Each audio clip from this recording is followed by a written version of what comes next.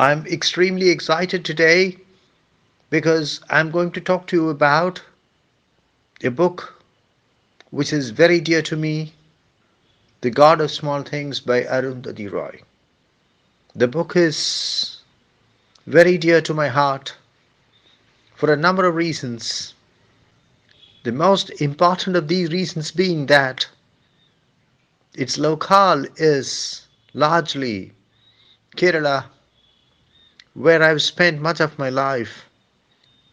I've been to Kottayam, Ivanam innumerable times, watched the water flowing in the miniature river innumerable times, read the novel innumerable times during the last few decades, and I have a passion for estates and houses in the middle of estates, for bungalows in the middle of estates, and much of what I find in the God of Small Things is what I can relate to. Arundhati Roy, whose full name is Susanna Arundhati Roy, is a novelist, a non-fiction writer, a speaker, an intellectual, and a political activist. Among her important areas of concern are human rights and the environment. Of course, Arundhati Roy's most famous work is The God of Small Things, which won the Booker Prize in 1997. Her second novel, The Ministry of Utmost Happiness, though quite successful, was unable to repeat the astounding international success of The God of Small Things. As long as there is literature in the English language, Arundhati Roy will be remembered for The God of Small Things, for writing The God of Small Things. The God of Small Things is easily the most famous work of Arundhati Roy. It is a novel, it is a work of fiction, but it is highly autobiographical. In fact, most of the things spoken of in the novel are those which had taken place in the life of its author and in the lives of the other members of the family. I don't think that The God of Small Things would have been so powerful a book had it been the figment of the imagination of its author. On the other hand, the book derives much of its strength from the fact that it is firmly grounded in reality. The God of Small Things traces the lives of three generations of a Syrian Christian family of Kerala. The Syrian Christians, who are also known as the St. Thomas Christians, believed that they were converted to Christianity by St. Thomas, who is said to have arrived in Kerala shortly after the death of Jesus Christ. The book runs into some 340 pages and is organized in 21 chapters. The chapters are appropriately titled. For example, the first chapter is titled Paradise, Pickles and Preserves, while the last chapter, the 21st chapter, is titled The Cost of Living. The narrative does not take a linear trajectory. On the other hand, the narrative moves back and forth between the past and the present. The language that is used is not just brilliant, it is unique. Arundhati Roy has forged for herself a language which is perfectly suited to the needs of her book.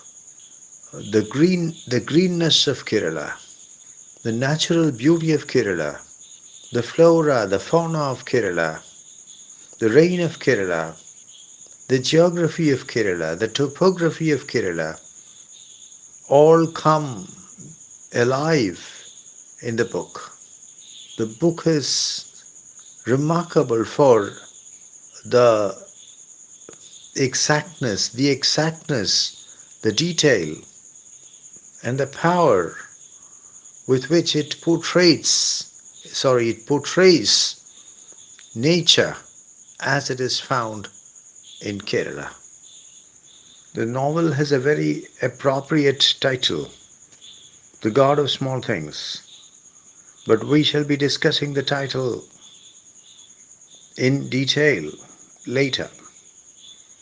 The God of Small Things provides us with a graphic and detailed picture of life in Kerala, especially life in what is known as the central Travancore region of Kerala. Its rubber plantations, its small businesses, the rise of communism, the impact of the Gulf phenomenon, the impact of the rapidly expanding demography, population, the impact of tourism. In fact, I don't think that there is another book in the English language which presents such a powerful, such a graphic, such a detailed picture of Kerala life as the God of Small Things. One of the reasons why the God of Small Things turned out to be such an astounding success is that the characters in the novel are true to life. They are not cardboard cutouts. They are not flat. They are rounded human beings with all the strengths and all the weaknesses of human beings. We have Rahel and Esther, fraternal twins, dizygotic twins, two-egg twins, the youngest generation of the Syrian Christian family, whose fortunes the novel attempts to trace. As I've already said, the novel tries to follow the lives of three generations of a Syrian Christian family from Kerala, from central Travancore, from Kottayam. Ammu is the mother of the twins. She marries Baba, a Bengali estate manager, tea estate manager. But he turns out to be an alcoholic, and the marriage ends in divorce. There is Velita, Ammu's untouchable lover. Papachi and Mamachi are the parents of Ammu, while Chaco is the brother of Ammu. Baby Kochama, who turns out to be one of the most interesting characters in the work, is the grand aunt of Rahel. Father Mulligan is the Irish monk, the Catholic monk, towards whom baby Kochama feels attracted, and because of the attraction, she converts to Catholicism and becomes a nun. Margaret Kochama is Chaco's English wife. The marriage ends in divorce. And Sophie Moore is Chaco's half English daughter. Larry McCaslin is Rahel's American husband. The marriage, like most other marriages in the novel, ends in divorce. We have the Reverend E John I and Aliuti Amachi, Rahel's great grandparents, whose oil portraits hang from the walls of Imanam House. There is Kochu Maria, the cook, the right hand woman of baby Kochama. We meet Comrade Pillai, the local communist leader who runs a press, the orange drink, lemon drink man, the vendor who molests Esther in Abhilash Talkies. And we have Kupchand, again a very interesting character, the pet dog of Esther, the mongrel of Esther, pet mongrel of Esther. We have quite a few unimportant or less important characters besides these, such as the girls working in the pickle factory and the participants in the communist procession. Let us take a closer look at the characters one by one. We shall begin with Rahel. Rahel is my favorite character in the novel. She is born during the war between India and China. That is in 1962.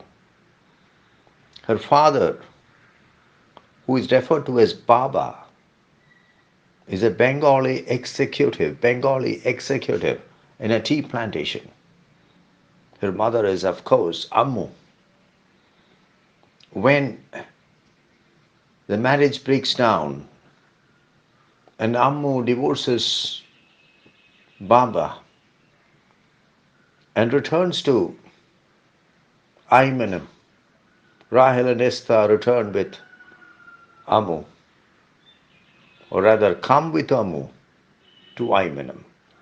She is educated in boarding schools from which she gets routinely expelled. She then joins a very mediocre college of architecture in Delhi, where she spends 8 years without taking a degree. She creates charcoal sketches as a hobby. While in Delhi, she meets Larry McCaslin, the American researcher studying vernacular architecture, and marries him.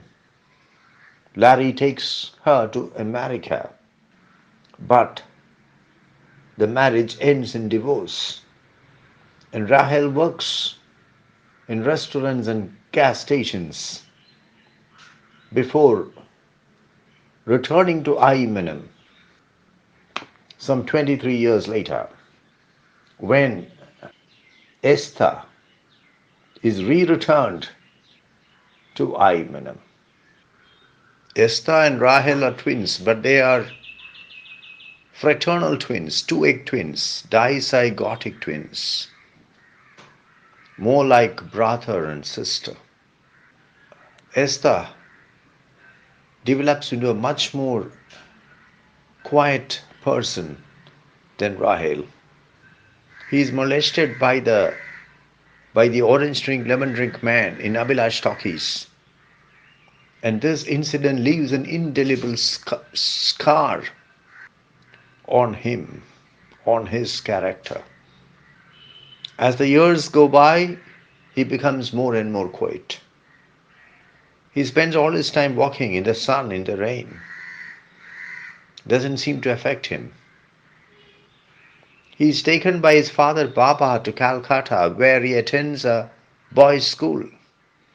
After he completes his schooling, he refuses to go to college. Instead, he becomes willing to do all kinds of domestic work, all kinds of menial work, including shopping for vegetables, including the laundry.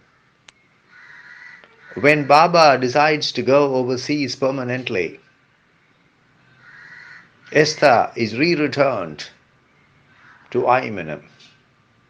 That is when Rahel also comes to Aymanam, because baby Kochama has written a letter to Rahel informing her of the arrival of Esther. I think Esther and Rahel operate as a sort of contrast to each other. They sometimes have very bitter fights with each other, but there is also a very bonded relationship between the two.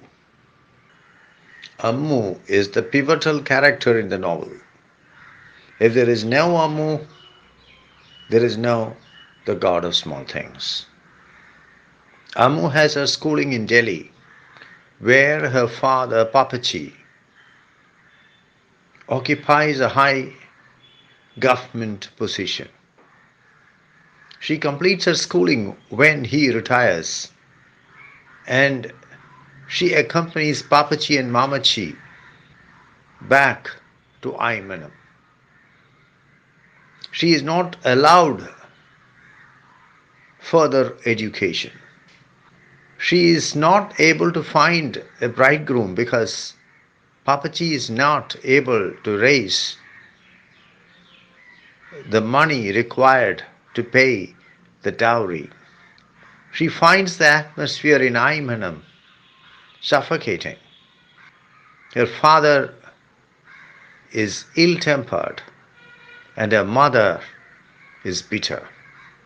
She gets an opportunity to escape from Aymanam when she is allowed to spend a vacation with a distant relative of hers in Calcutta.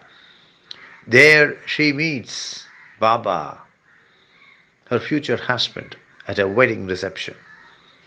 She marries the Bengali boy in a typical Calcutta wedding. But Baba turns out to be an alcoholic, and a violent alcoholic at that. They have two children, Rahel and Esther. Life in the tea estate, where Baba is an executive, becomes unbearable for Ramu. And the last straw that broke the camel's back is Baba's suggestion that Amu should sleep with his boss, with his English boss, in order to save Baba's career. Amu divorces Baba and returns to Aymanam. There she is attracted to Velita, the untouchable youth with whom she has a sexual relationship. Baba moves out of the tea estate in order to take up employment with a carbon black company. Amu dies at a rather young age of respiratory complications. There is no doubt that she loves Rahel and Esther, but her relationship with her children is a rather complex one. Velita is a very interesting character. The word Velita in Malayalam means white, but Velita is anything but white. He is the son of Vale Papan. Velita belongs to the Paravan caste, which is traditionally an untouchable caste. He has a way with his hands, and It is Mamachi who identifies this skill of his and encourages it. He undergoes training under the guidance of a Bavarian carpenter who comes to Kottayam to conduct workshops for carpenters. Velita becomes a brilliant carpenter. When Mamachi wants to enclose the back veranda of the Aymanam house, it is Velita who constructs the door, the sliding folding door, which becomes the rage of Aymanam. He is not only a brilliant carpenter, he has a way with machines. He can repair the radio, the generator, the machinery in the pickle factory. He lives with his father, Vale Papan, his mother, his brother in a laterite hut not far from Aymanam house. He is 3 years younger to Ammu, but Ammu and Velita are attracted to each other. They enter into a sexual relationship on the banks of the Meenachal river. Velita is wrongly held responsible for the death of Sophie Mole by drowning and tortured to death by the police. The death of Velita is one of the most tragic points in the narrative of the novel. Papachi is Amu's father and Mamachi's husband. He is a high-ranking government official. He is an entomologist by profession. After his retirement, he comes back to Aymanam. He prefers to wear three-piece suits. He speaks excellent English. He acquires a Plymouth car from an Englishman in Munnar. The great disappointment of his life is that he discovers a new species of moth and hopes that the moth would be named after him. But he is informed that his discovery is not a real discovery because the species is not a new species at all. Is not a new species.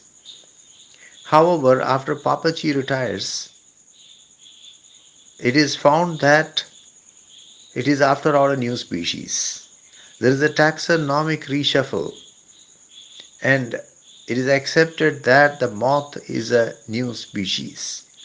But the credit for its discovery is given to Papachi's colleague, junior colleague, whom he particularly dislikes. The moth is named after him. This leaves Papachi a very bitter man. He is 17 years older than Mamachi and he abuses her physically until their son Chaco intervenes and warns his father against ever beating his wife. Papachi is unable to raise the finances necessary for the dowry to be paid for Amu's marriage. And hence it appears that Amu may never ever have an arranged marriage. The ill temper of Papachi is one of the main reasons Amu wants to leave Aymanam. It is this ill temper of Papachi which persuades Amu to go to Calcutta to stay with her distant relative and find a husband for herself. Mamachi is the wife of Papachi and the mother of Amu. She is the grandmother of the twins, Rahel and Esther, and also of Sophie Mole.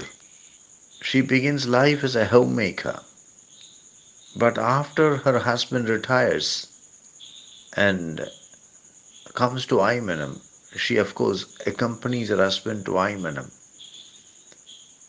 She starts a pickle manufacturing unit. It is a remarkable success. and it grows into paradise pickles and preserves. She uh, loves her son Chaco very much. In fact, according to Ammu, all Indian mothers are obsessed with their sons, and Mamachi is no exception. Papachi abuses her physically. Her husband abuses her physically, but Mamachi puts up with it. And the abuse comes to an end only when Chaco, while on a vacation from Oxford, sees it and intervenes and warns his father never again to touch his mother. Chaco is the brother of Amu and the son of Papachi and Mamachi. He has his collegiate education in Delhi, where he is attracted to the ideology of communism. Then he goes to Oxford to read at Balliol. He is very proud of the fact that he studied at Balliol. He teaches for some time at Madras Christian College, Tambaram, but gives up his teaching career in order to look after the family estate and the family business. He takes over the running of the pickle factory from his mother, Mamachi, and renames it Paradise Pickles and Preserves. He invests heavily in the business, ordering new machines and trying to mechanize the process. Almost immediately, the business starts running at a loss. He borrows heavily from banks by pledging the rice fields around the plantation. While at Oxford, while in England, he marries Margaret Kochama and has a daughter, Sophie Moll. But he is a very poor husband, and Margaret Kochama divorces him. However, he seems to love his ex-wife and his daughter very much. One of the high points in the narrative is the arrival of Sophie Moll and her mother, Margaret Kochama. Chaco usually wears a mundu, very much in keeping with his image as a communist. But when he goes to the airport to receive his ex-wife and his daughter, he wears a suit. He smokes heavily, he's a heavy smoker, but he prefers the brand called Charminar, which is a very cheap brand of cigarettes. In fact, I think the cheapest brand of cigarettes in India at the time.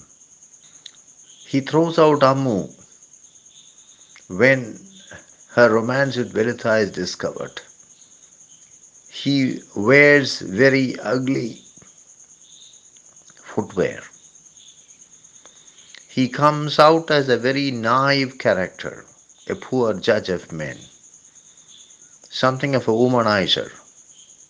In fact, Mamachi has a door fixed in the house in order to satisfy his needs. Women are brought into the house through that door without disturbing the rest of the household in order to satisfy his carnal needs. He's a very naive character, a poor businessman, a poor judge of human beings who ends up ruining the family business and the family estate. However, he's the blue-eyed boy of his mother. Though Ammu puts in a lot of work in the pickle business, he refers to the pickle business as his own. He is something of a male chauvinist. And in the Syrian Christian tradition, women, daughters do not have shares in the property of their parents. Baby Kochama is one of the most interesting characters in 20th century Indian English fiction, and certainly the most interesting character in The God of Small Things. She is Rahil's grand aunt. She is the sister of Papachi. She never marries. There's a story behind this refusal of hers to marry. As a young woman, as a girl, she falls in love with a Catholic priest, an Irish priest, a Jesuit father, Father Mulligan, who is a personal friend of the Reverend Ipe, of her father, the Reverend Ipe. She is tremendously attracted to the Jesuit priest, and as a result of this, she converts to Catholicism. You must remember that the family whose fortunes the novel follows through three generations, the family consists of Syrian Christians, but they are non-Catholic Syrian Christians. Here, baby Kochama embraces Catholicism. She even goes a step further and becomes a nun. She starts living in a convent in Madras. The whole idea is to get an opportunity to meet Father Mulligan and get close to him. But once she is in the nunnery, she is in the convent, she realizes that it is very difficult to get close to Father Mulligan. In fact, the senior sisters seem to monopolize the handsome young priests.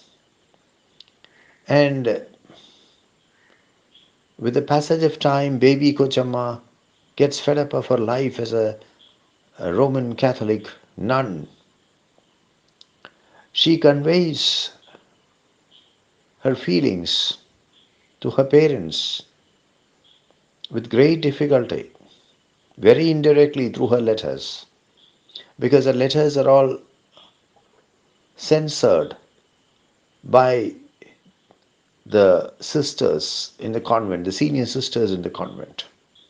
Finally, her parents come to realize that she wants to escape from the convent, and the Reverend Ipe goes to Madras and brings baby Kochama back to Aimanam. She is now an ex-nun, a former Roman Catholic sister. But she continues to be a Roman Catholic and continues to be in contact with Father Mulligan. But ultimately, Father Mulligan becomes a Hindu, a Vaishnava, a worshipper of Vishnu, much to the disgust of baby Kochama. The Reverend Ipe sends baby Kochama to the United States in order to pursue a postgraduate program in ornamental gardening.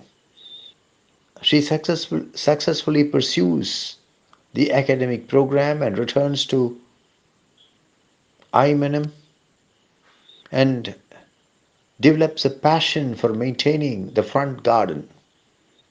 It is such a marvelous garden that people from as far as Kottayam come to the house to take a look at it. But one fine day, baby Kochama suddenly puts an end to this passion of hers and shifts her interest completely to the television screen. The garden is allowed to go to the docks. Baby Kochama comes out as a very scheming and a very manipulative character. She is responsible for persuading Chaco to throw Ammu and the twins out of the house, out of Aimanam, after Veluta's death. When Esther is re-returned to Aimanam, she writes a letter to Rahel, who is then in the United States, and Rahel immediately comes to Aimanam. The house is in a state of extreme disrepair. The rubber plantation is completely neglected. The pickle factory is non-functioning, and the only occupant of Aimanam house is baby Kochama, who, strange though it may sound, enjoys at this stage in her life wearing a lot of jewelry.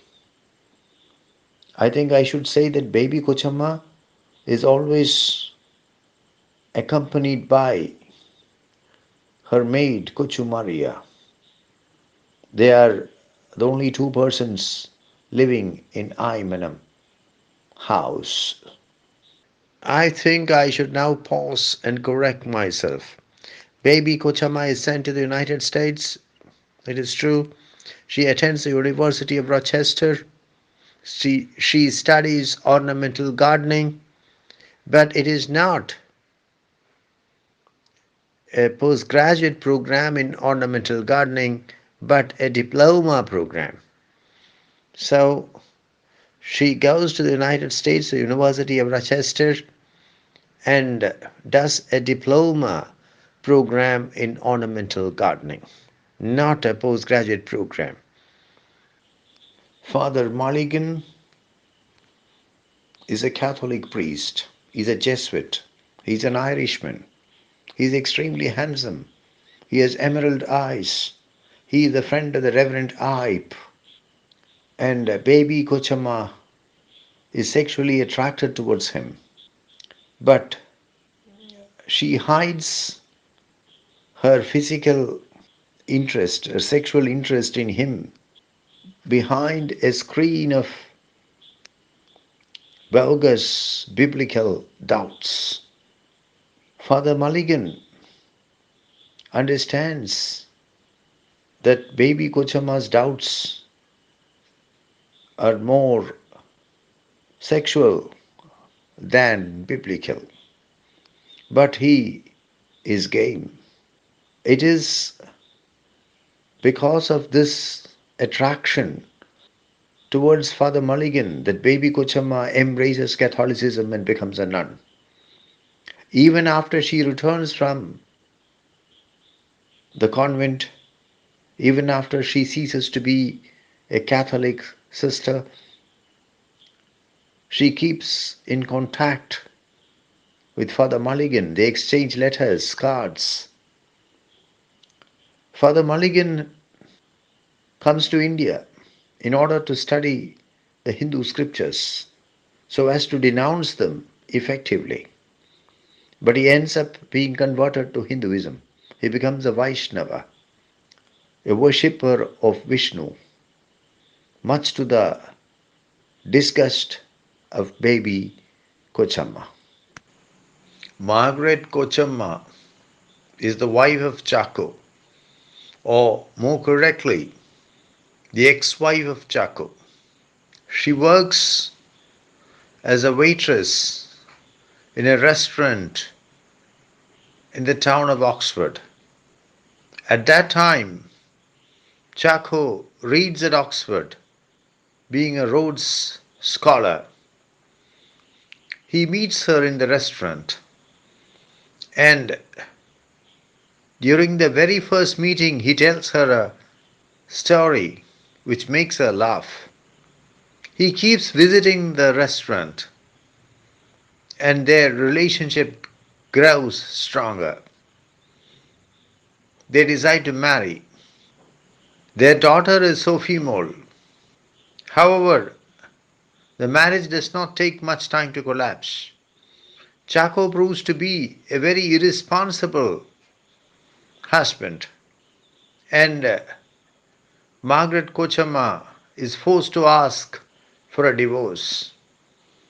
She marries Joe, the biologist, and becomes a school teacher.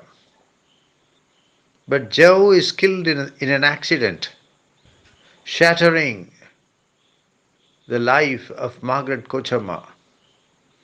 It is at that time that Chaco invites Margaret and her daughter Sophie to Aymanam to spend the Christmas with Chaco and his family.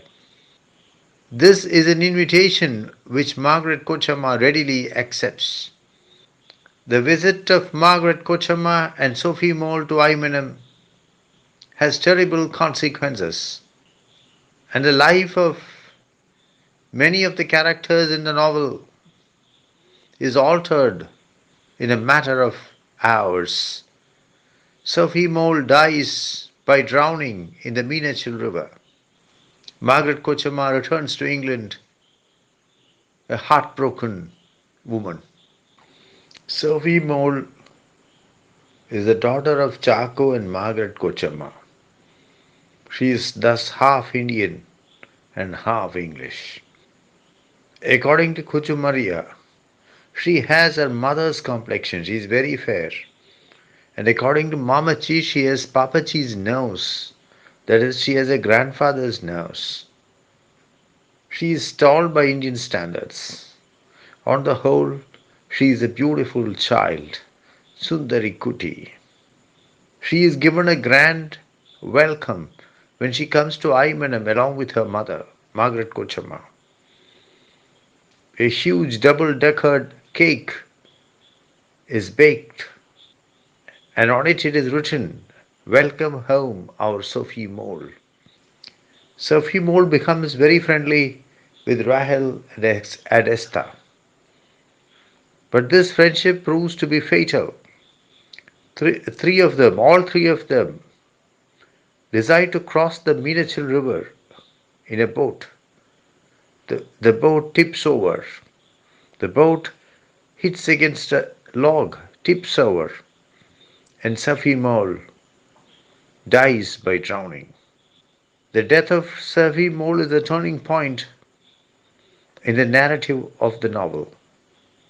It demonstrates how a single event, how a few hours, how a single day can bring about permanent changes in the lives of people.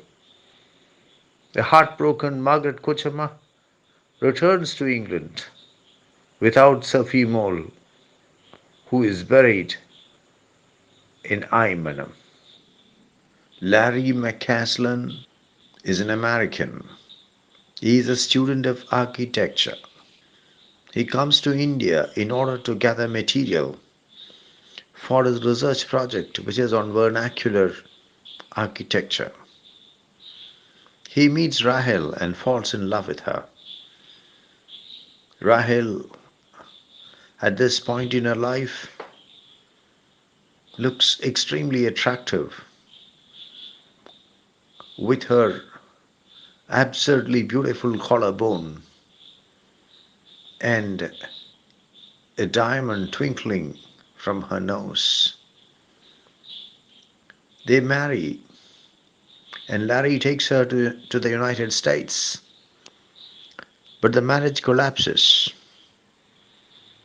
It ends in divorce. Rahel continues to remain in the United States working in gas stations and restaurants. She decides to return to India when she receives a letter from baby Kochama informing her of the arrival of Esther in Aymanam, informing her of the re-returning of Esther. The Reverend E John I and Aliuti Amachi are the great grandparents of Rahel and Esther. Their oil portraits are hung in the back veranda of the Imanam house. But when Mamachi decides to enclose the back veranda with Imanam's first wooden sliding folding door created by Velita, the portraits are taken down from the back veranda and put up on the wall of the front veranda. The Reverend E John I, as his name indicates, is a Christian priest. In 1876, the Patriarch of Antioch had visited Kerala, and the future Reverend E John I had been taken by his father to see the Patriarch, and the Patriarch had blessed the 7-year-old boy. And from that day onwards, E. John I comes to be known as Punyangunyu. And the author reveals that people used to come from as far as Alleppey and Ernakulam with their children to meet the Reverend and get his blessings, for he was Punyangunyu, the little blessed one. Kochu Maria is the cook of Imanam house. She is more than a mere cook. In fact, I would call her the Woman Friday of baby Kochama. At a time when most Syrian Christian women have started wearing saris, Kochumaria prefers the traditional Syrian Christian dress, the chatta with a V-shaped neck and a mundu. She wears heavy earrings. She wears heavy earrings which have disfigured her earlobes. At the end of the day, we find that Kochumaria and baby Kochama are the only two inhabitants of Imanam house. All the others have either died or left India or gone to Calcutta. When baby Kochama gets addicted to television, Kochumaria also gets addicted to television. In the final part of the narrative, we find Imanam house getting more and more filthy, filth laying siege to Imanam house like a medieval army. Baby Kochama fails to notice it. Kochumaria notices it, but does not seem to care. However, at times she acts, as for example when baby Kochama asks her to drive a wasp out of the house, she follows it with a towel. On the whole, Kochumaria is an unforgettable character. Comrade Pillai is a local communist leader. He runs a press called Lucky Press. He designs and prints labels for the pickle factory run by the Ibe family. At the same time, he tries to create trouble among the workers of the factory. He hopes to advance his political ambitions by creating trouble among the workers of the pickle factory. He succeeds in creating trouble, and in the long run, for a variety of reasons, including this, Paradise Pickles and Preserves stops functioning, comes to an end. But Pillai Comrade Pillai fails to advance his political ambitions. He has a son who is called Lenin. Lenin moves to Delhi, where he works as an electrician for the embassies of capitalist countries like Germany, probably thinking that the name Lenin would be a disadvantage. While working in the embassies of capitalist countries, he changes his name from Lenin to Levin. The orange drink, lemon drink man is a minor character in the novel, but I would say that he plays a very significant role in the novel. He runs the refreshment counter in the Princess Circle lobby of Abhilash Talkies, and Abhilash Talkies boasts of the first 70 screen in Kerala. In the middle of the movie, Esther starts singing, and thus he disturbs the audience and brings annoyance to Amu. So he is sent out so that he can complete his song outside. He wakes up the orange drink lemon drink man who is taking rest in his counter. The man leads Esther to behind the counter, and there he molests Esther. He makes Esther hold his penis and masturbate him. As a compensation, he gives a free lemon drink to Esther. This is a small incident, but it is a traumatic one, something whose impact Esther has to suffer from throughout his life. Later, he interacts with Amu and Esther as if nothing had happened. He even gives Esther a fistful of sweets as a gift. What the orange drink, lemon drink man does is something small. It's a small incident. When you take the entire narrative of the novel in a holistic manner, but this seemingly small incident has a tremendous impact on Esther, his character, his life, and also on the narrative of the novel. Kubchand is Esther's pet dog. He is a mongrel, a dog of mixed breed. He lives for 17 years, and at the age of 17 years, he breathes his last. The death of Kubchand is a long-drawn affair, a miserable affair, and Esther nurses Kubchand through this last ordeal as if Esther's own life, his own life, Esther's own life depends on it. Kubchand, the mongrel, has the best of intentions but the worst of bladders, and he always urinates inside the house. Kubchand dies on a cushion under the loving care of Esther.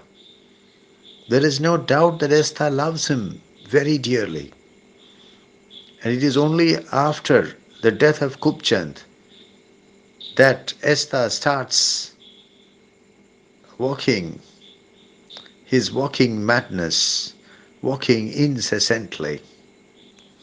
Kubchand may be a dog, and a mongrel at that, and a mixed breed dog at that, but he is as individual a character as any human character in the book.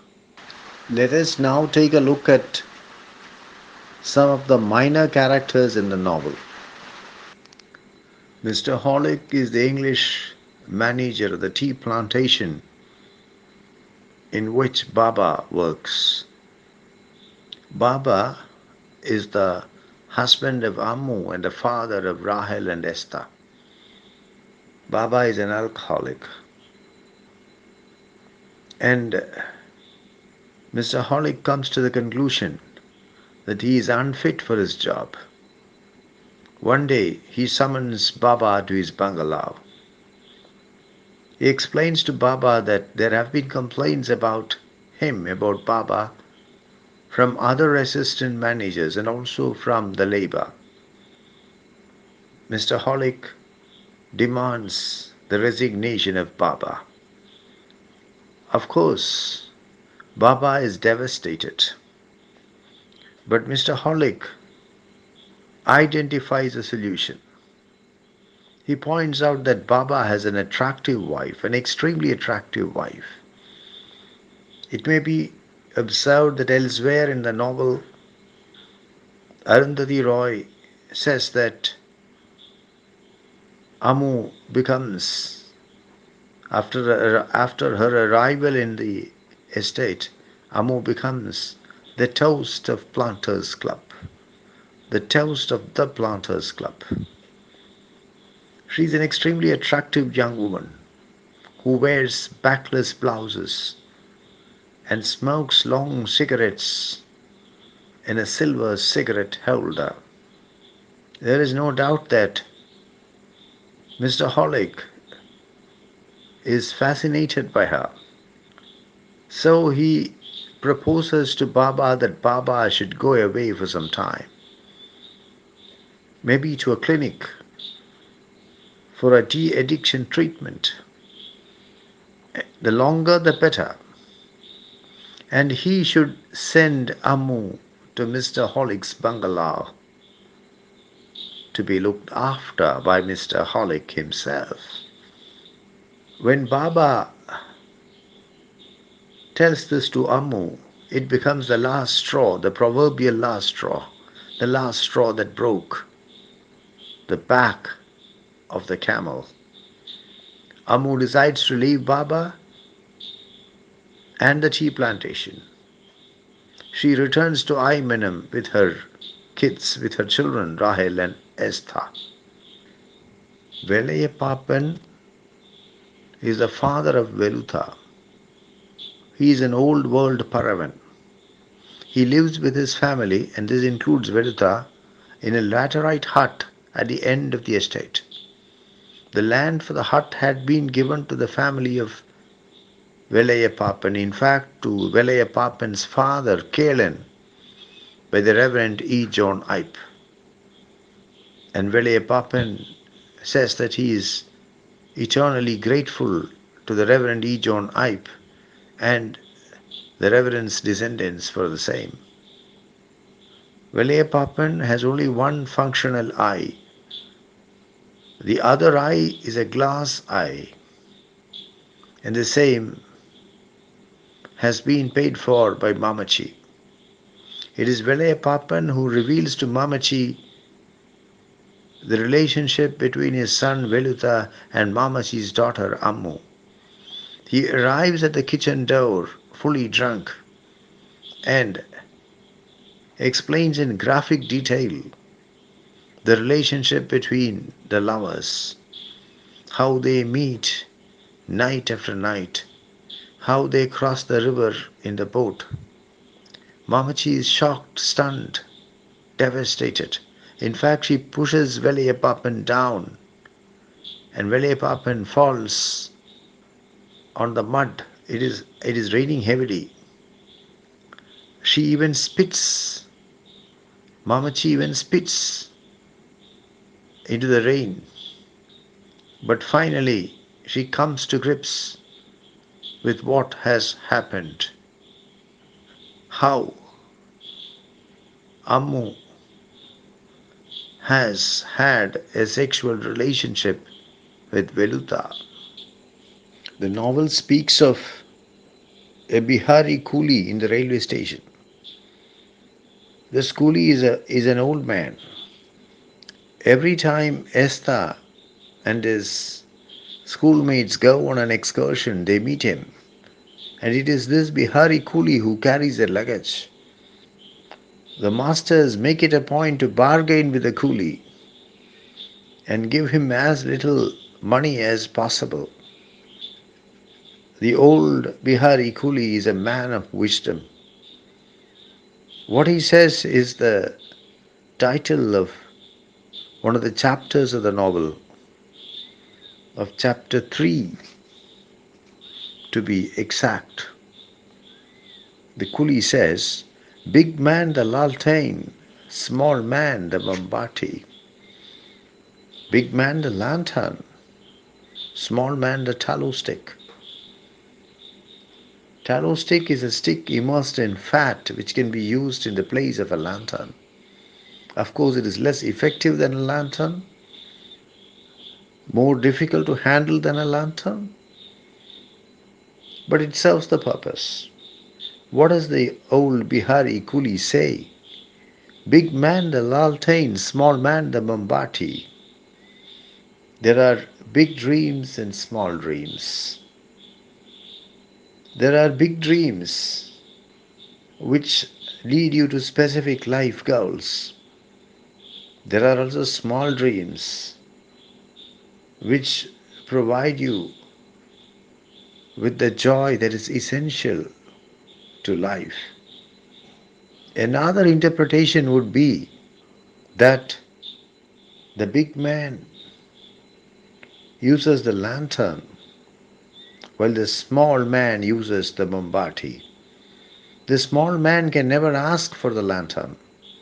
The big man would never think of using the Mombati. In this life of ours, there are big men and small men, and both have specific roles assigned to them, and it would not be possible to break those roles or exchange those roles. Miss Mitten is the Australian missionary friend of baby Kochama. Rahel and Esther are quite familiar with Shakespeare. The Tempest of Shakespeare, for example, abridged by Charles and Mary Lamb. Miss Mitten presents Rahel and Esther with a baby book, The Adventures of Susie Squirrel, and the twins are deeply offended. First they read it forwards, then they read it backwards. They even read it backwards to Miss Mitten, who is in turn offended. The twins explain to her that certain words, certain constructions can be read backwards, such as Malayalam or Madam, I am Adam. Miss Mitten does not know what is Malayalam, and they explain that it is the language everyone speaks in Kerala. Miss Mitten thinks that the language of Kerala should be Keralese. By now, Esther takes an active dislike to Miss Mitten and tells her that, as far as he is concerned, this is a highly stupid impression. Miss Mitten complains to baby Kochama, and Rahel and Esther are made to write 100 times. In future, we will not read backwards. They have to write it forwards 100 times. A few months later, Miss Mitten is killed by a milk van in Hobart. Incidentally, the milk van is reversing, and it is then that it knocks Miss Mitten down and kills her. There seems to be poetic justice in this. Muralidharan is the level crossing lunatic. He perches himself cross-legged and perfectly balanced on a milestone. The Ipe family comes across Muralidharan, the level crossing lunatic, when their car has to stop at the level crossing. He is naked but for a tall plastic bag fitted onto his head by somebody, like a transparent chef's cap That is what the writer says. Like a transparent chef's cap. He is unable to remove the cap because he is without arms. His arms had been blown off in Singapore during the Second World War when he had run away from home to join the ranks of the Indian National Army. After independence, he is registered as a grade 1 freedom fighter. But later he loses that privilege and also his mind. He has a number of old keys tied carefully around his waist, and he keeps counting them. He watches trains come and go. He watches governments rise and fall. What matters to him is his bunch of keys, and he keeps counting them all the time, absolutely naked, but for his tall plastic bag on his head. I think we have covered most of the characters in The God of Small Things. This is certainly not an exhaustive survey. There are other characters in the book too. For example, there is the police inspector. There is Comrade Pillai's wife. There is Comrade Pillai's mother. There are the workers in the pickle factory. But I think from the examination point of view, this is more than enough. In order to get a better idea of the relationships in the novel, we can try to draw a family tree. The narratology of The God of Small Things is not sequential, but we can try to present the plot of The God of Small Things in a rather linear manner, because all that the book does, all that the novel does, is to follow closely the lives of 3 generations of a family, 3 generations of a Syrian Christian family in the village of Aimanam near Kottayam in Kerala, in what was known as Central Travancore in Kerala. To begin with, we have Punyankunyu and his wife Aliuti Amachi. Punyankunyu means the little blessed one. The Reverend E John I is blessed by the Patriarch of Antioch as a child, and he comes to be known as Punyankunyu, and he chooses the profession of the priest, the profession of a Christian priest, and he becomes a very respected person in the community. And it is largely due to his efforts that the plantation and the compound around Aimanam House is established. In fact, he acquires the plantation from a rubber plantation from a neighbor. He has 2 children, baby Kochama, whose real name is Naomi Ipe, and Papachi, who marries Mamachi, as a child would put it. Papachi's real name is Binan John Ipe, and Mamachi's real name is Soshama Ipe. Baby Kochama falls in love with an Irish priest, a Catholic priest, embraces Catholicism, becomes a Roman Catholic nun in order to get close to Father Mulligan, the Jesuit priest, but gets fed up of her life in the convent in Madras, in the Catholic convent in Madras, and returns to Aimanam. She never marries, and she strikes one as a very scheming and manipulative character. Binan John Ipe, referred to as Papachi in the novel, is an entomologist, but he is not given the credit for discovering a new species of moth, and that makes him a very bitter man in the latter phase of his life. Soshama I, referred to as Mamachi, is subjected to physical abuse at the hands of her husband. After Papachi retires and moves from Delhi to Imanam, Soshama I starts a pickle factory, which is extremely successful to begin with. Papachi and Mamachi have two children, Chaco, a Rhodes Scholar at Oxford, who marries an English girl referred to in the novel as Margaret Kochama. They have a daughter, Sophie Mole. The marriage of Margaret Kochama and Chaco ends in divorce, and Chaco returns to India to take over the management of the pickle factory, which he christens Paradise Pickles and Preserves. Ammu is the daughter of Papachi and Mamachi. She marries a Bengali referred to in the novel as Baba. The marriage too ends in divorce. They have two children, twins, Esther and Rahel. Rahel marries an American, Larry McCaslin. The marriage too ends in divorce.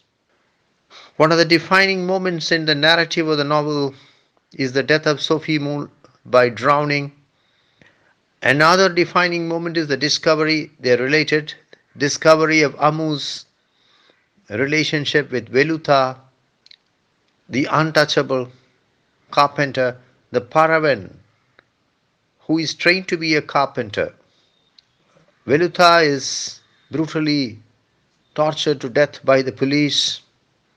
Amu is thrown out of the house by Chaco, whose emotions are manipulated by baby Kochama. Esther is sent to live with Baba in Calcutta. But when Baba decides to leave India and settle overseas, he sends Esther back to Imanam. It is then that baby Kochama writes to Rahel in the United States about the arrival of Esther, and Rahel immediately returns to India, to Kottayam, to Imanam.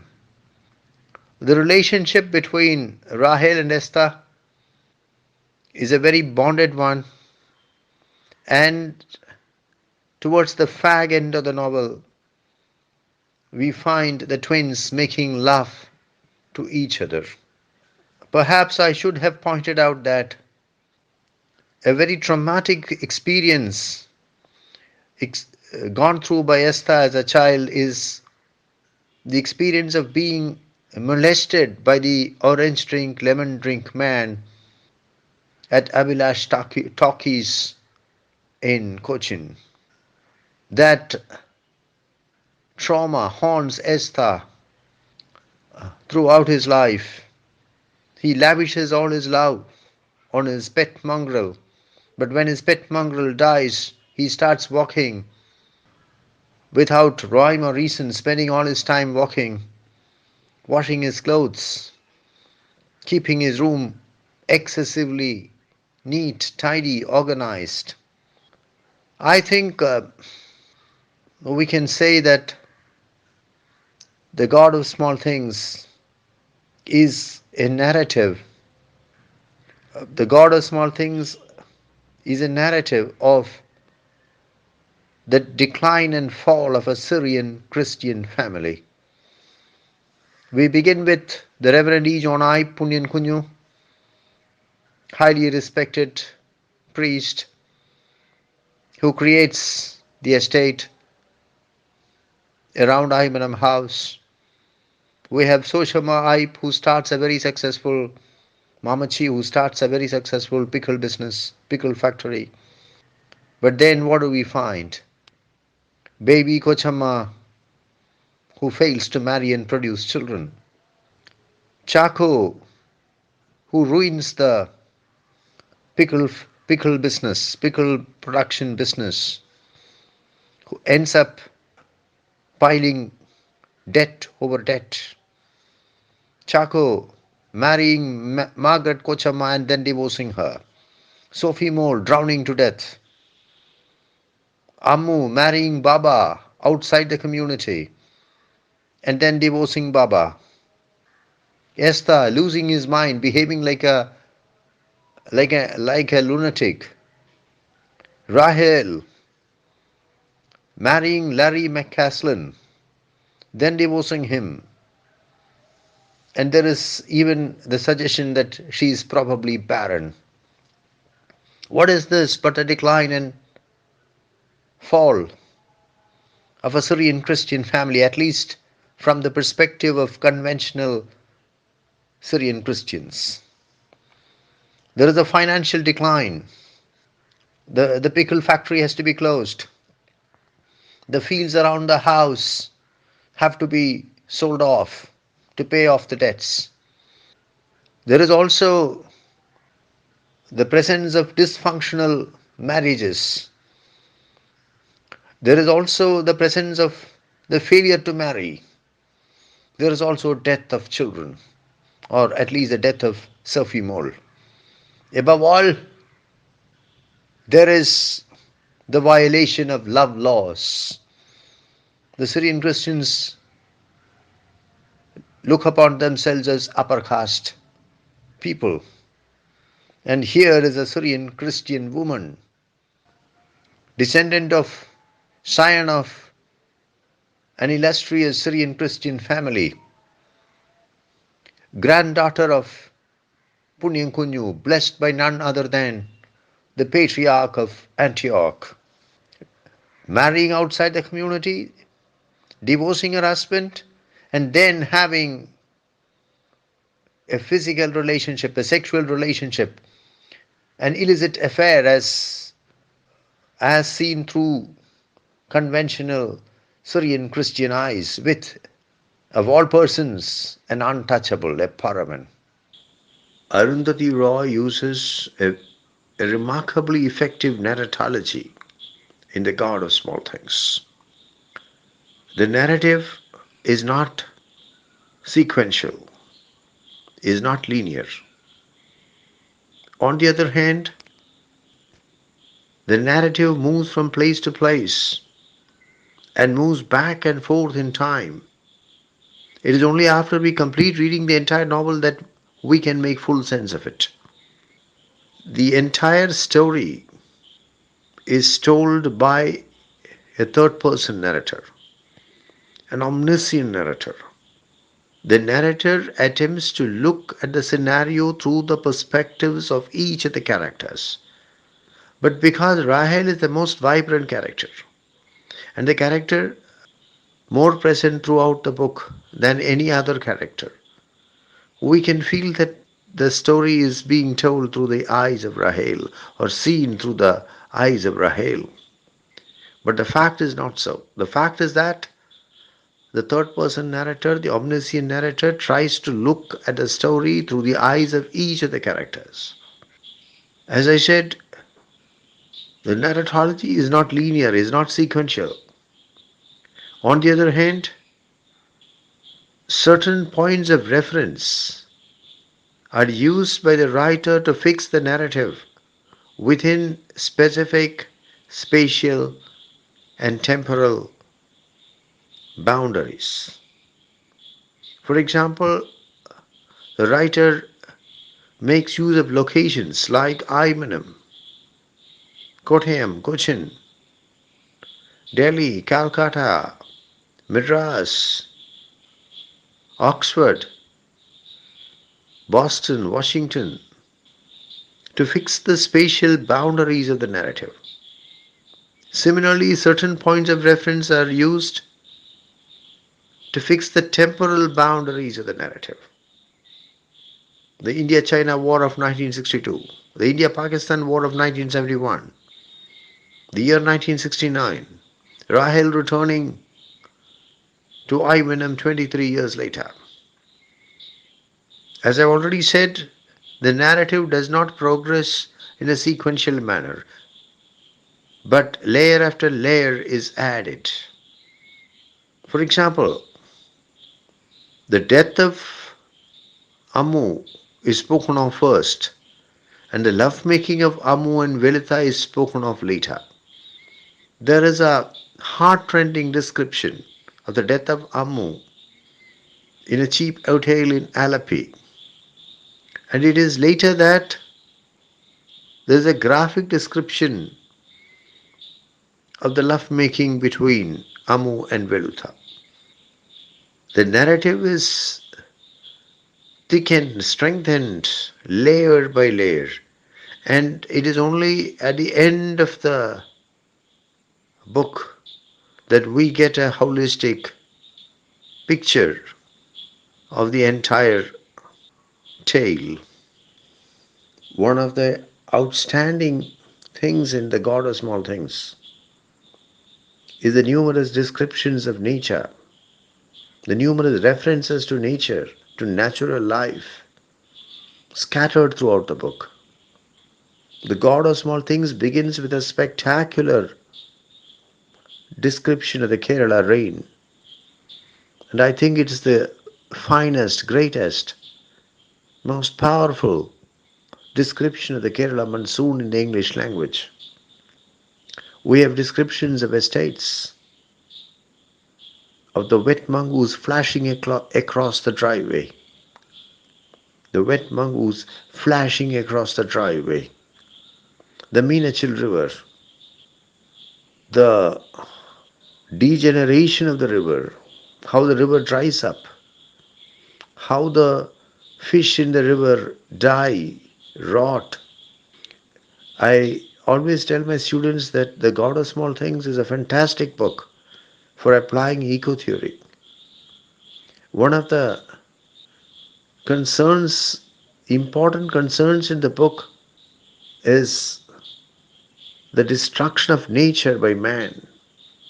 I don't think that any other book or fiction contains such a detailed, accurate, true to life description of natural life in Kerala, insects, animals, and the results of the so-called Green Revolution, which is nothing green about it. You can apply eco-theory to the book and do a fantastic job about it. The narrative of The God of Small Things is very much concerned with the issues of class and caste. The Syrian Christians look upon themselves as aristocrats and seem to have nothing but contempt for their less fortunate brethren.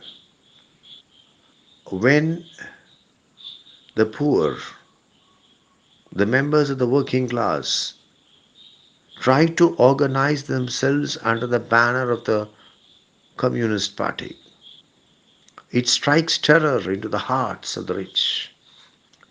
The cardamom kings, as Arundhati Roy puts it, the cardamom kings, the coffee counts, and the rubber barons.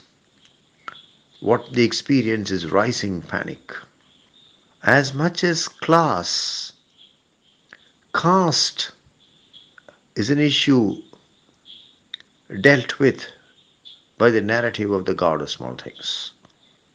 Even though they claim to be followers of Christ, who identified himself with the lowest of the low and the poorest of the poor, he said, "The richest of my church are the poor."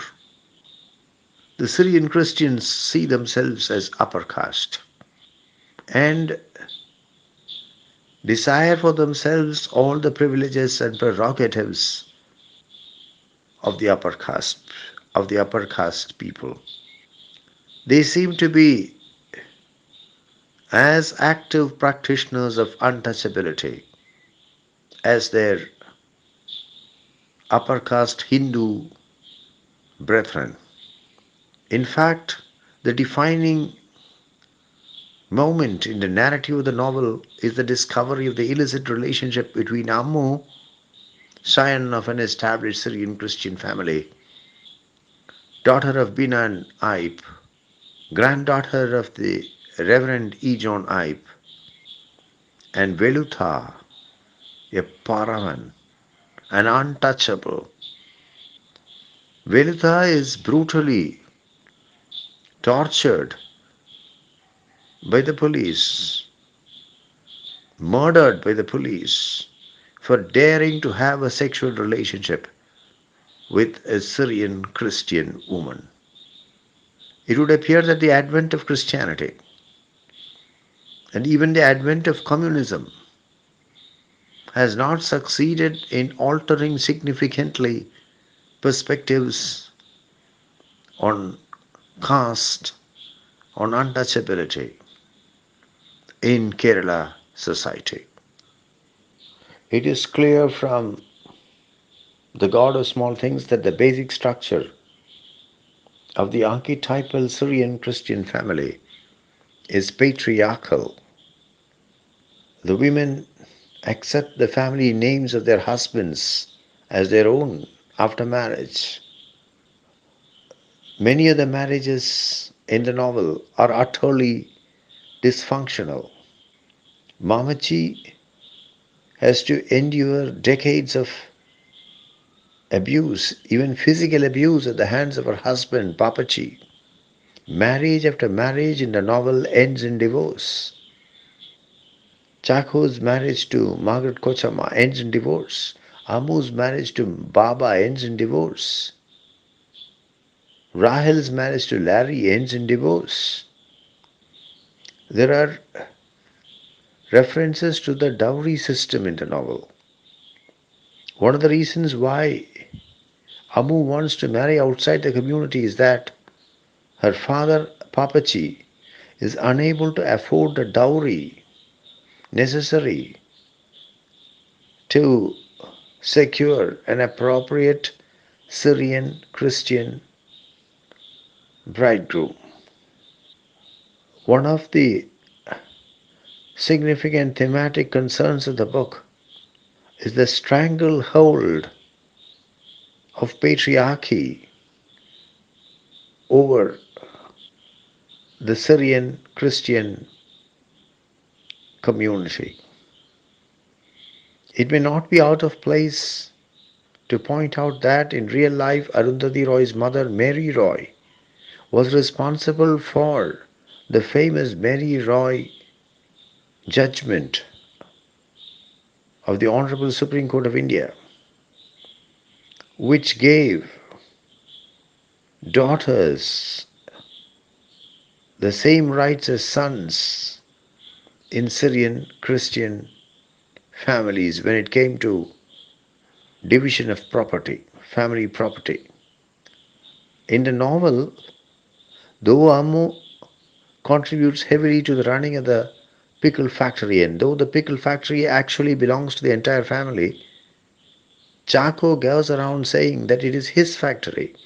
He always refers to the family pickle factory as his factory. And it appears that his mother, Mamachi, has no objection to this. E.K. Nayanar, the then Chief Minister of Kerala, denounced the God of Small Things as an obscene book. One of the reasons which must have prompted E.K. Nayanar to do so is Arundhati Roy's frank, honest treatment of sex. We have graphic descriptions of the lovemaking of Ammu and Velita, of Rahel and Esther. Rahel and Esther, you must remember, are twins. And they, towards the end of the novel, they make love to each other. And the description is quite graphic. We have an equally graphic description of the molestation of Esther by the orange drink, lemon drink man. Similarly, the writer is quite uninhibited when it comes to describing the body, the private parts. For example, the private parts of Muralidharan, the level crossing lunatic. I think that in this matter, as in many others, the God of Small Things is a groundbreaking work.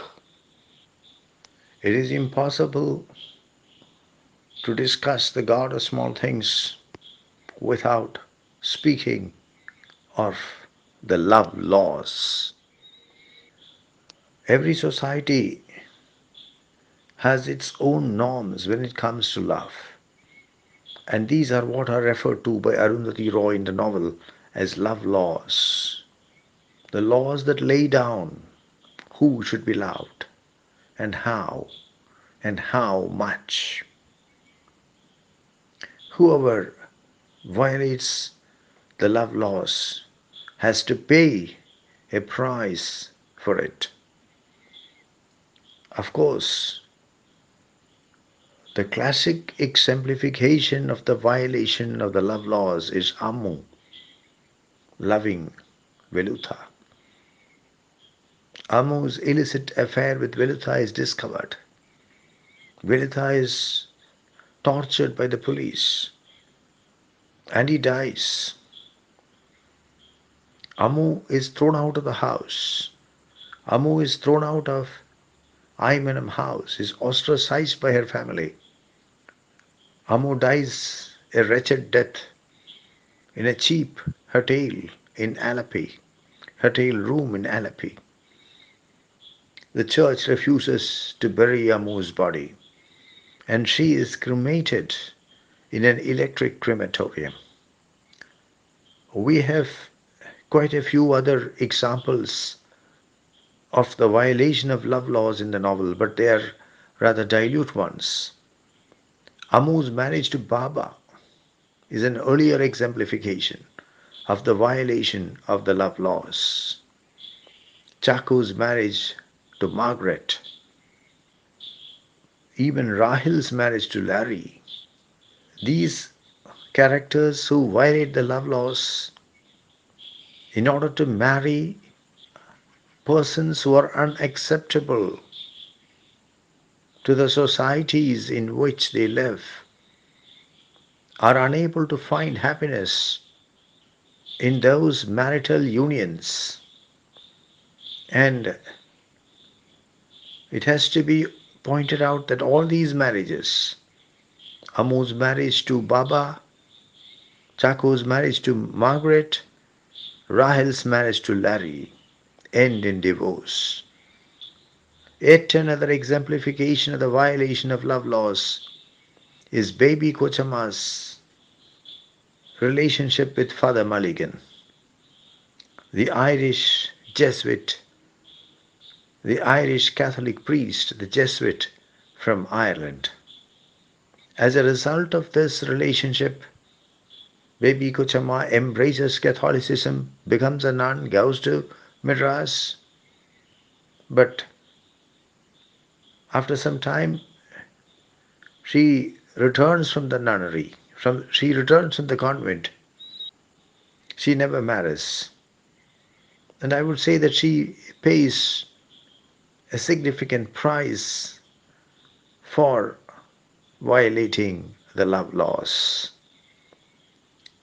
At the end of the day, we find baby Kochama living all alone, but for her maid Kochumaria, living all alone in Aymanam house, without a family, without a husband, and it would appear without even proper finances, because all that she has is the income that is generated from the badly managed estate, rubber estate, and the coconut trees.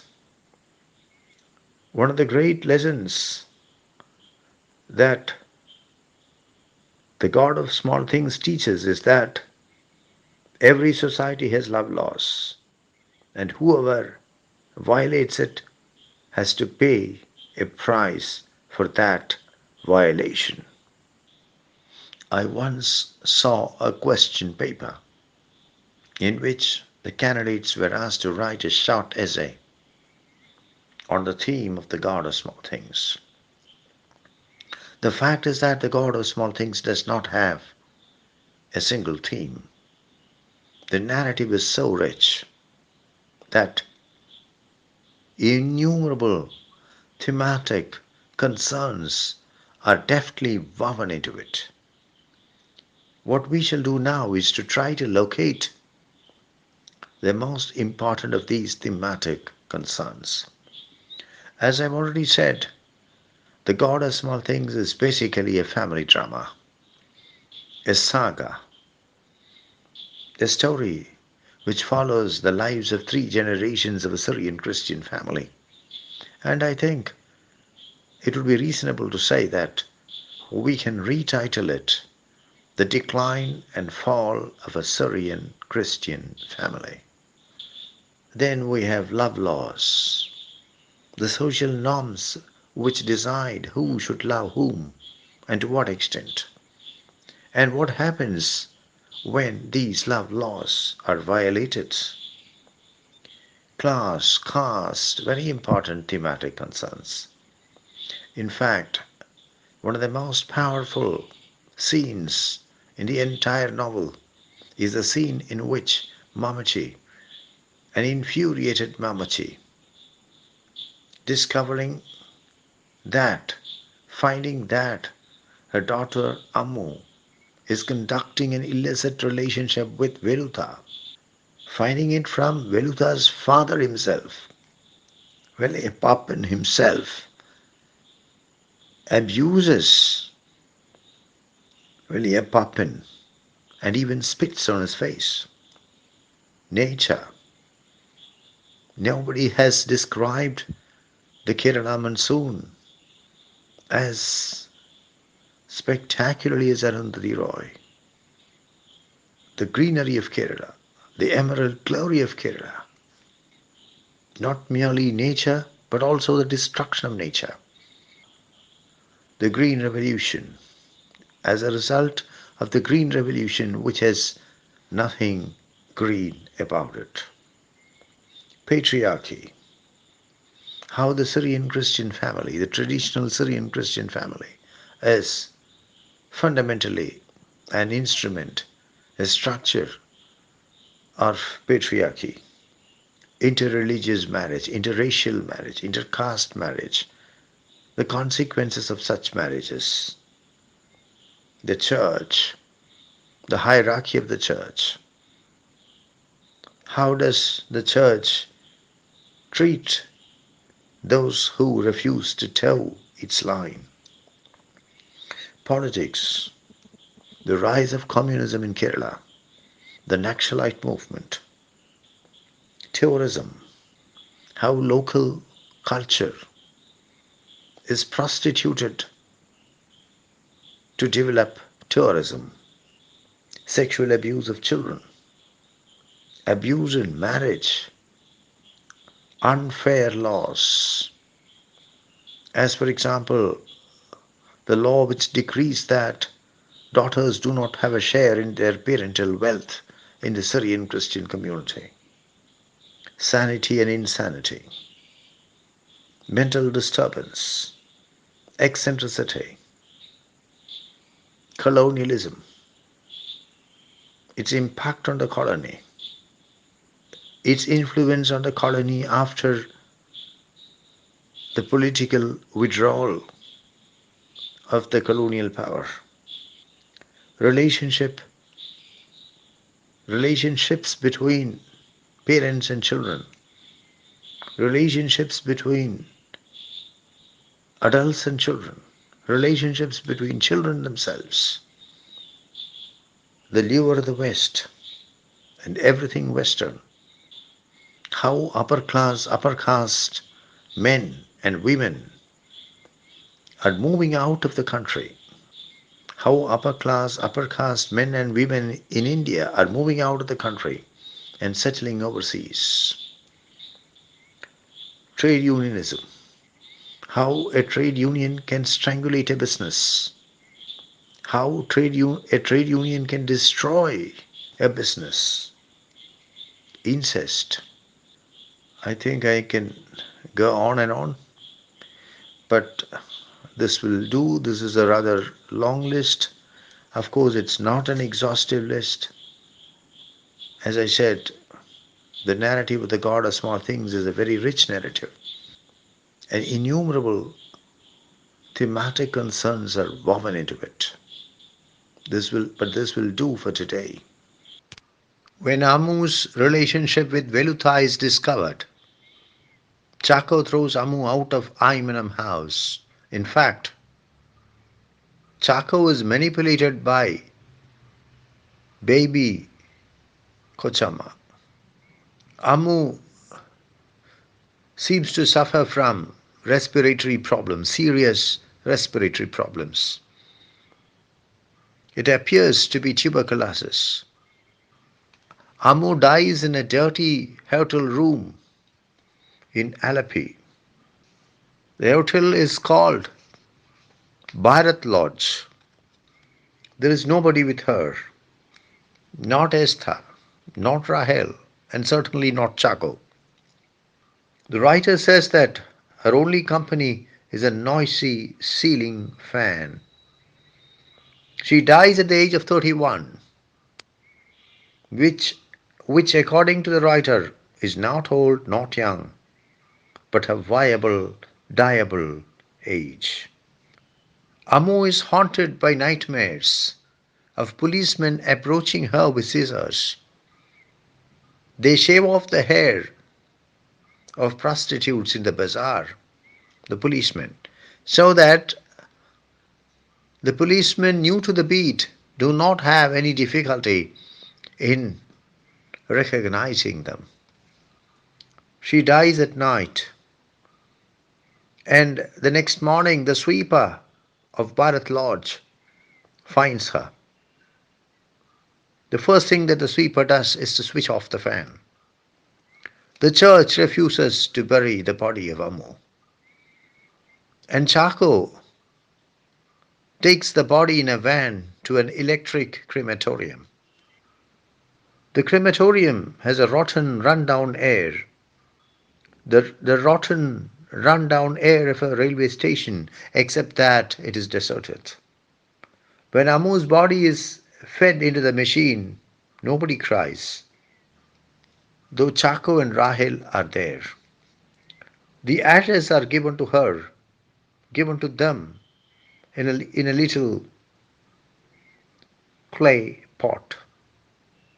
Mamachi asks Rahel to write to Esther, but Rahel does not do so. The death of Amu, scion of an established Syrian Christian family, an aristocratic Syrian Christian family, granddaughter of the Reverend E John I, and daughter of the great entomologist Benan I, in a shabby hotel room in Alleppey, is one of the most heart-rending scenes in The God of Small Things. The death of Velita is easily the most gruesome incident in the entire novel. The policemen find Velita sleeping in the history house, and they wake him up by kicking him with their boots. They beat him and kick him, and as the writer puts it, he is smashed and broken. This is in the presence of Rahel and Esther, who do not fully understand what is happening. Veluta's skull is fractured in 3 places. His nose and cheekbones are smashed. His teeth are broken. His ribs are splintered. His lower intestine is ruptured. His spine is damaged in two places. His kneecaps are shattered. Velita is handcuffed and dragged to the police station. He is then put in the police lockup.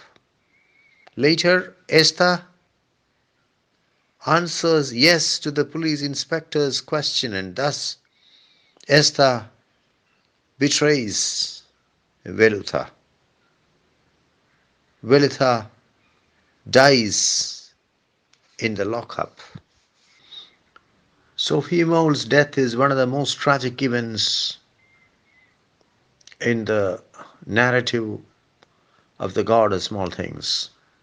The three children, Rahel, Esther, and Sophie Mole, decide to go to the history house at night, crossing the Meenachil River in a boat.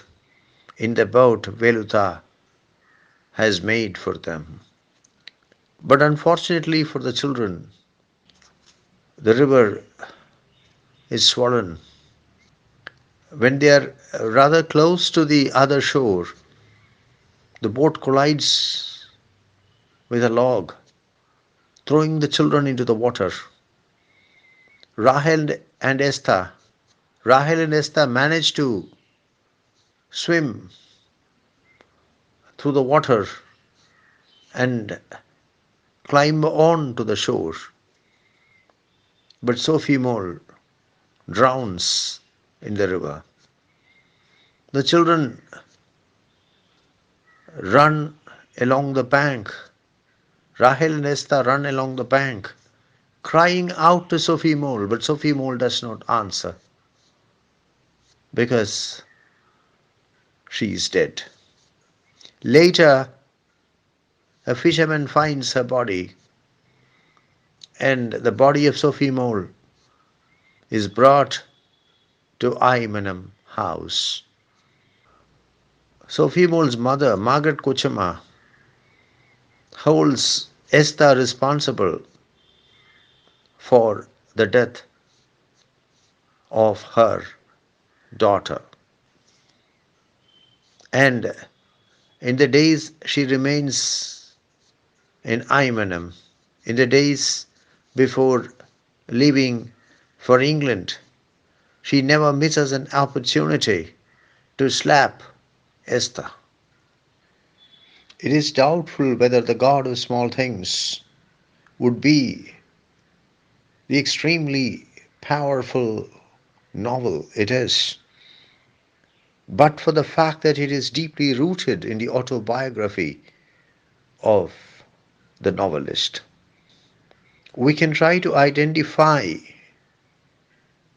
the points of similarity between the real life existence of Arundhati Roy and her family and the narrative of the God of small things.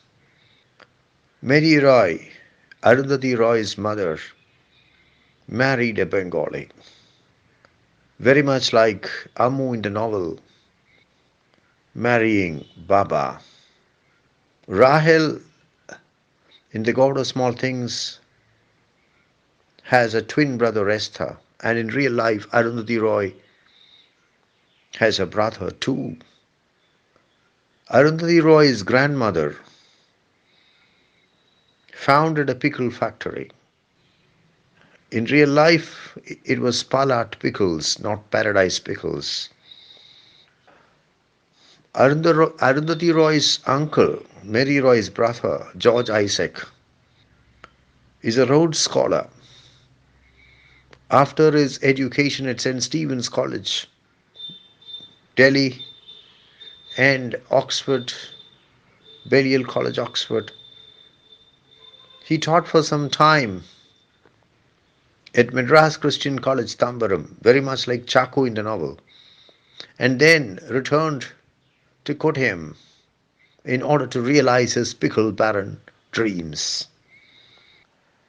It is a fact, it is a real life fact that the pickle business started by Arundhati Roy's grandmother collapsed after her uncle George Isaac took over. Arundhati Roy's grandfather, P.V. Isaac, was a famous entomologist, rather like Papachi in the novel. The history house in The God of Small Things is based on the bungalow of Kari Saipu, which is now a tourist resort. Ivanham House in the novel is modeled on the residences of the family. In fact, I feel that it is not modeled on one house but on one or two or three houses of the family standing in the middle of rubber plantations. Undoubtedly, Amu in the novel resembles very closely Arundhati Roy's mother, Mary Roy. But Mary Roy has said that she never had an affair with an untouchable man, with a paravan. When this matter was taken up before Mary Roy's brother George Isaac, he said, no comments. Very much like Rahel in the novel, Arundhati Roy studied in a college of architecture in Delhi. Ultimately, however, we have to read The God of Small Things as a novel, as a work of fiction. However strong the autobiographical elements in the novel be, it has to be read as a work of fiction rather than a report on the life of its author and a report on the family of its author. Let us try to answer the question, who is the God who is referred to as the God of small things in the title of the novel? It is obvious that the God is Velita. Velita is a paravan. He has the physique of a god, the strength of a god, the skill of a god, the ability to handle machines as a god, the ability to create wooden artifacts very much like a god. But he is only the god of small things because as an untouchable, as a paravan, he is a small man in the society of the time and he cannot dare to think of big things. Amu sees Velutha in a dream and under the influence of the relationship of Velutha and Amu, Amu thinks of only the small things herself. For example, they do not concern themselves, the lovers do not concern themselves with what is going to happen in the future, what the position of their relationship would be in the general scheme of things. They are the big things. The lovers do not think of the big things. They only think of the here and now. They only think of the present. They are only concerned with the present. Thus, Velita, whose illicit relationship with Amu is one of the pivotal facts in the narrative of the novel, is himself the god of small things, under whose influence Amu also concerns herself only with the small things and not with the big things. In fact, throughout the novel, Arundhati Roy seems to be, rather like Amu, concerned more with the small things than with the big things. She seems to be obsessed, the writer seems to be obsessed with the power of small things to create big impacts. How small things can sometimes turn out to be extremely significant influences in our lives, or how small things can join together, coalesce together to create big impacts. It may be pointed out that Velita is not merely the god of small things, he is also the god of laws, as Arundhati Roy herself puts it. His relationship with Ammu turns out to be a source of extreme loss for everyone in the family, for the entire family. The loss of face, the loss of prestige, the loss of position, the loss of standing. And for Ammu, the loss is even more devastating. She completely loses her position in the society of Aymanam. She is thrown out of the house. She has to leave Aymanam. Even more than all this, the loss of Velutha is devastating. Velutha is tortured to death by the police. He dies a wretched death, a miserable death in the police lockup. Thus, Velutha is not merely the god of small things, but also the god of loss. One of the reasons why the god of small things has become the astounding success it is the language of the novel. Arundhati Roy forges for herself a unique kind of English.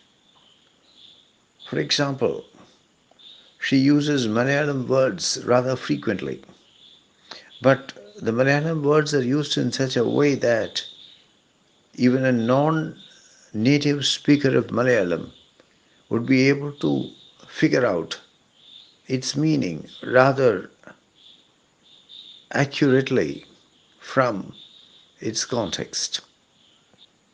The writer frequently capitalizes the initial letters of words.